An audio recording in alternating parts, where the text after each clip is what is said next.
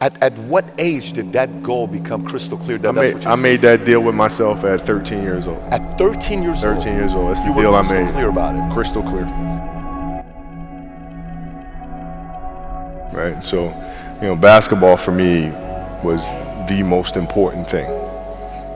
So everything I saw, whether it was TV shows, whether it was books I read, people I talked to, everything was done to try to learn how to become a better basketball player. Everything. And so when you have that point of view, then literally the world becomes your library to help you to become better at your craft. The world becomes your library to help you improve your craft, better your craft. Yes, indeed. So because you know what you want, the world's giving you exactly the information you need to become better at it. Because you know what you're looking for.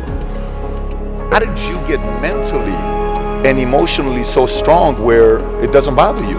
Well, you got to look at the reality of the situation. Like for me, it's not, you kind of got to get over yourself.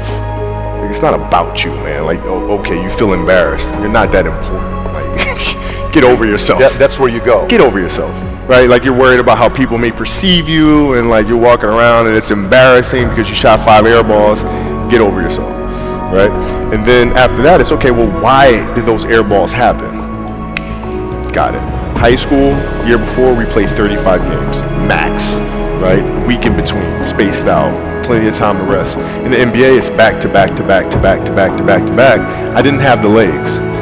So you look at the shot, every shot was online, but every shot was short. Right? I gotta get stronger. I gotta train differently. The weight training program that I'm doing, I gotta tailor it for an 82-game season, so that when the playoffs come around, my legs are stronger and that ball gets there. So I look at it with rationale. Say, okay, well, the reason why I shot air balls is because my legs aren't there. I go, well, next year they'll be there. That was it. Done. I had a summer where I played basketball when I was like 10 or 11 years old, and here I come playing, and I don't score 1 point the entire summer. Not a free throw, nothing, not a lucky shot, not a breakaway layup, 0 points. And I remember crying about it and being upset about it. And my father just gave me a hug and said, listen, whether you score 0 or score 60, I'm going to love you no matter what. Wow. Now that is the most important thing that you can say to a child.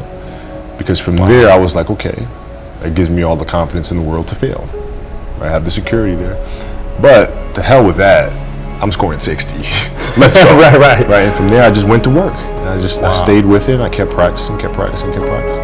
Is that when you think the mentality of hard work started to come in for you at that age, when you failed so miserably, I guess, that summer? I think that's when the idea of understanding a long-term view became important. And where did inspiration come from? The love of the game. The challenge. Like I would watch Magic play, I'd watch Michael play, and I would see them do these unbelievable things, and I'd say, can I get to that level? I don't know, but let's find out. And so that curiosity to see where I could push this thing led me down that path, I think. Like I see a lot of players take vacations with other players that are close friends.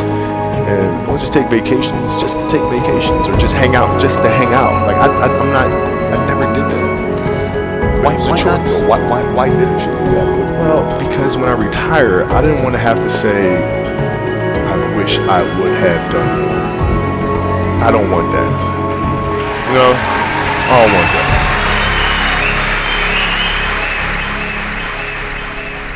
So many guys tell stories about your work ethic. Yeah. What was really your work ethic like, and for how long did you stay disciplined? Well, I mean, every day. Since 20 years. It was an everyday process, and trying to figure out strengths and weaknesses. For example, jumping ability. Man, my vertical was a 40, it wasn't a 46 or 45. My hands are big, but they're not massive. Right? So you got to figure out ways to strengthen them, so your hands are strong enough to be able to palm a ball and do the things that you need to do. Quickness, I was quick, but not insanely quick. I was fast, but not ridiculously fast, right? So I had to rely on skill a lot more. I had to rely on angles a lot more. I had to study the game a lot more. And but I enjoyed it though. So like from the time I can remember when I started watching the game, I studied the game, and it just never changed.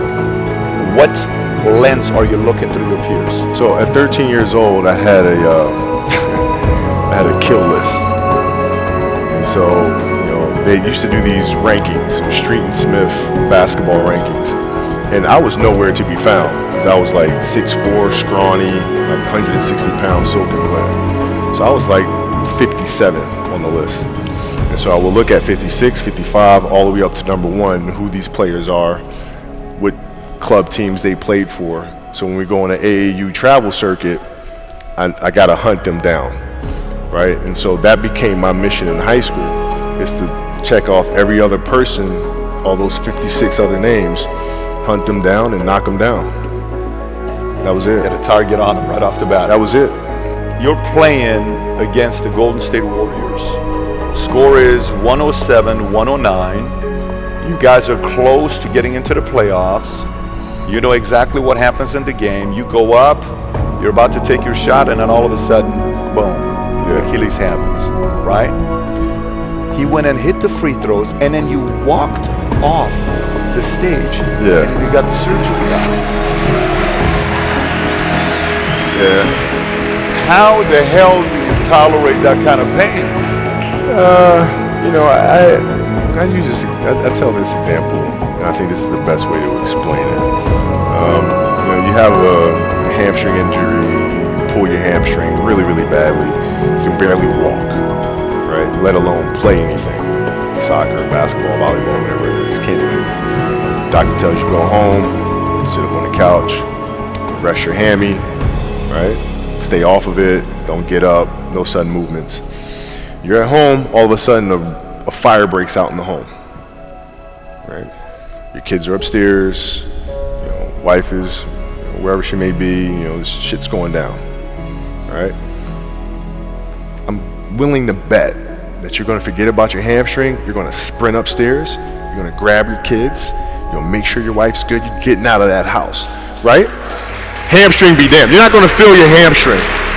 Right? And the reason is because the lives of your family are more important than the injury of your hamstring. And so when the game is more important than the injury itself, you don't feel that damn injury. I went in the trainer's room, my kids are in there, and they're looking at you and stuff, and I'm looking at them, and I'm like, it's all right, Dad's gonna be all right. We'll be fine. We'll be all right. We'll be all right. We'll be all right. As a parent, you gotta set the example. You gotta set the example. This is another obstacle. This obstacle cannot define me. It's not going to cripple me. It's not going to be responsible for me stepping away for the game that I love. I'm going to step away on my own terms. And that's when the decision was made that, I'm doing it. Well, what does losing feel like to you? It's exciting. Why is it exciting? Because it means you have different ways to get better. There's certain things that you can figure out that you can take advantage of, right? Certain weaknesses that were exposed that you need to shore up, right? So it was exciting. I mean, it sucks to lose, Right.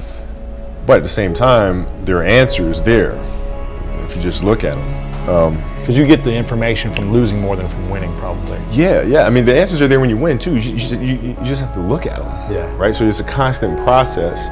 It's exciting when you win. It's exciting when you lose because the process should be exactly the same, whether you win or you lose. As you go back and you look and you find things that you could have done better, you find things that you've done well that worked. Figure out how did they work, why did they work, and how can you make them work again. I'm buddies with you from high school. If I'm a cousin of yours, what happened to our relationship? How did that gravitate when you went into the league and you're determined to become the greatest, or you're determined to become one of the greatest? What happens to our relationship? Oh, it suffers. It does suffer. Oh yeah. Okay. Yeah. Because And you understood that. You were okay with that. Well, yeah. And the people that love you, like friends and family, like they know that about you. Got it. So they let you be you. And when you reconvene, you pick back up where you left off. But make no mistake about it, everything in between is lost. You got a lot of people paying their hard-earned money to come watch you perform. It's your job to be in shape. It's your job to be strong enough to perform at that level every single night. And as a competitor, I'm not ducking shit. Like it's not, oh my God, my back hurts, I'm sore, we got to play Vince Carter and Toronto Raptors tonight. We actually had this happen. We had a game against Toronto in 2000, and Vince was tearing the league up. My back was jacked. But like the perception of that, like what? Kobe's missing the game against Toronto and Vince Carter because man, my back was really spasming. But people will be like, what? Oh, he's ducking Vince. Excuse me?